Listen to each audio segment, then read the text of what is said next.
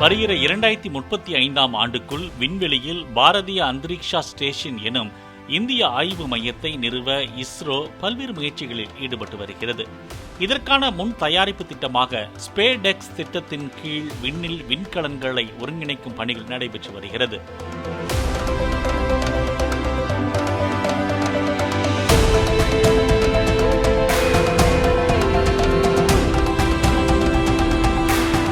இதற்காக ஆந்திராவில் உள்ள ஸ்ரீஹரிகோட்டா சதீஷ் தவான் விண்வெளி ஆய்வு மையத்தின் 2வது ஏவுதளத்தில் இருந்து PSLV-C-60 ராக்கெட் இன்று இரவு விண்ணில் ஏவப்படுகிறது. PSLV-C-60 ராக்கெட்டானது SpaDeX A, SpaDeX B என தலா 220 கிலோ எடை கொண்ட 2 சிறிய செயற்கைக்கோள்களை சுமந்து செல்கிறது. இந்த 2 செயற்கைக்கோள்களும் பூமியிலிருந்து 470 கிலோமீட்டர் உயரத்தில் சுற்றுவட்ட பாதையில் நிலைநிறுத்தப்பட உள்ளது.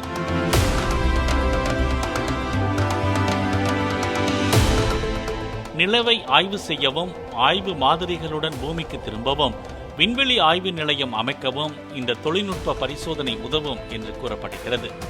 இஸ்ரோவின் ஸ்பேஸ் டாக்கிங் சோதனை வெற்றி பெற்றால் சர்வதேச விண்வெளி மையத்திற்கு மனிதர்களை அனுப்புவது முதல் இந்தியாவுக்கு விண்வெளியில் தனி ஆராய்ச்சி மையத்தை அமைக்கும் திட்டம் வரை பலவற்றிற்கு அடித்தளமாக இது அமையும்.